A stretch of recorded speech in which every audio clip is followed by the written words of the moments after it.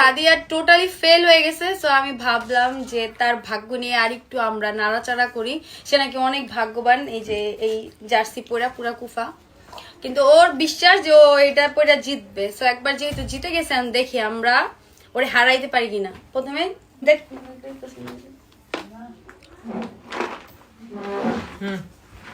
করছস, এবার তুই দেখ পীর।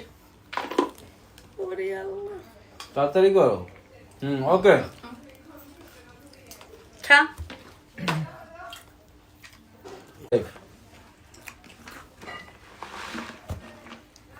যত কম তত বেশি টাফ। সেফ